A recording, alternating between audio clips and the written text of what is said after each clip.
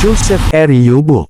Sa wakas ay itinaas na ng hotshot si Joseph Eriobo sa kanilang 5-on-5 team, matapos ang 2 taong pananatili sa PBA 3x3 ranks kung saan siya ang naging mukha ng Pure Foods TJ Titans.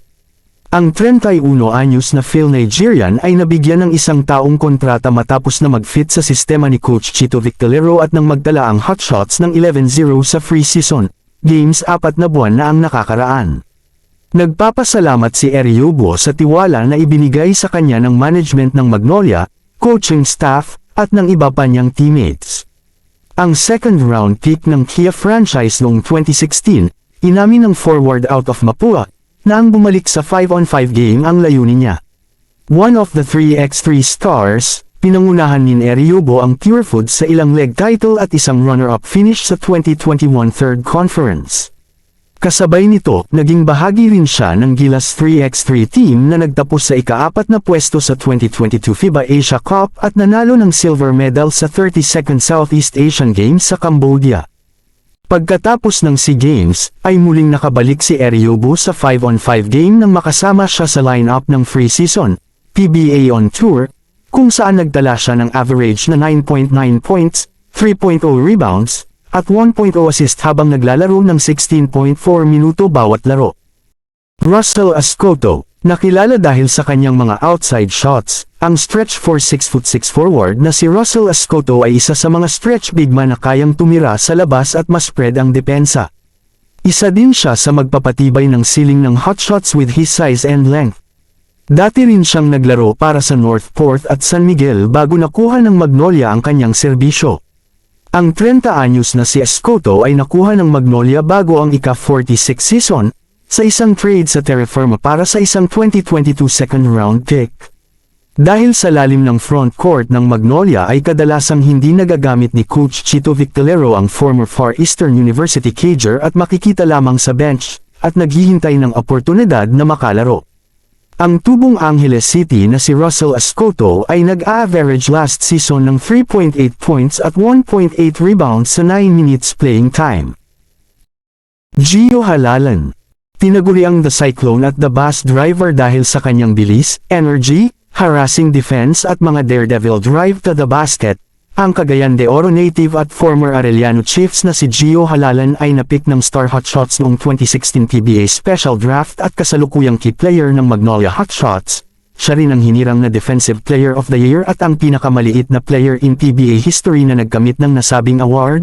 Nauna din siyang pinangalan ng bahagi ng Season 47's All-Defensive Team kasama sina Junmar Fajardo, Christian Standardinger, Cliff Hodge at Chris Newsome. One of the best guard at star player ng Magnolia, ang 31 anyos na si Halalan ay isa sa mga pinagkakatiwalaan ni Coach Chito Victorero.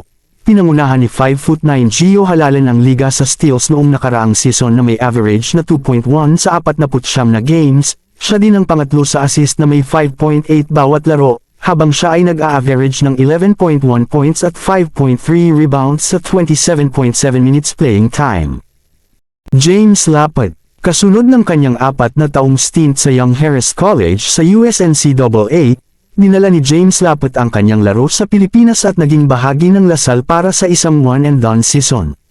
Gayunpaman, naglaro lamang si Lapid ng 7 UAAP games matapos magtamo ng injury. Pagkatapos ay sumali siya sa Marinerong Pilipino sa PBAD League at naging bahagi din siya ng Chukstugo Pilipinas 3x3 bago siya nagdeklara para sa PBA draft. Ang 26 anyos na si James Lapid ay na-draft ng Terra Firma Jeep noong 2021 Rookie PBA Draft 8 overall pick. Nakuha ng Magnolia Hotshots ang kanyang serbisyo kapalit ng big man na si Kyle Pascual at veteran guard Justin Melton. Last PBA on tour ay nagpakitang gilas ang 6'10" behemoth, matapos magtala siya ng 10 points at 11 rebounds na average at naging best player of the game ng 2 beses.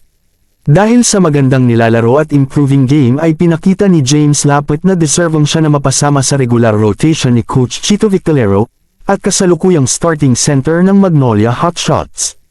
Last season ng Filipino-Australian na si James Lapid ay nag-a-average ng 1.6 points at 1.3 rebounds sa 5.7 minutes playing time. Paul Lee. Ang 34 anyos at former UE Red Warriors na si Paul Lee ay isang shifty guard at lights-out shooter na kayang umiskor kahit saan man sa court. Ang guard from Tondo, Manila ay binansagan lethal weapon at angas ng Tondo dahil sa kanyang long-range bomb, clutch tray at shifty drive to the basket. Nakuha siya ng star hotshot sa trade noong October 2016 kapalit ng star player na si James Yap, mula sa Rain or Shine Elasto Painters. Ang 2011 PBA Draft second overall pick ay papasok sa kanyang ika-12 taon sa liga. Siya ay three-time champion at nagnanais na matulungan ang Magnolia Hotshots na makakuha ng isa pang kampyonato. Dahil sa mga natamo niyang injuries through the years ay medyo nag-slow down ang kanyang performance. Ngayon healthy na siya, at maganda ang tinatakbo nila noong nakaraan PBA on tour ay inamin ng star player ng Magnolia Hotshots na ngayon ang best chance nila para makakuha ng isa pang kampyonato.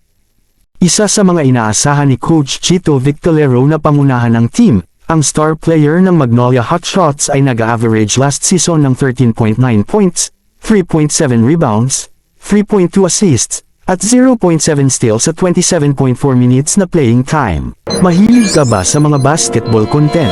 Baka pwedeng pahit ng subscribe button para updated ka sa tuwing may bago tayong upload. Salamat hanggang sa muli.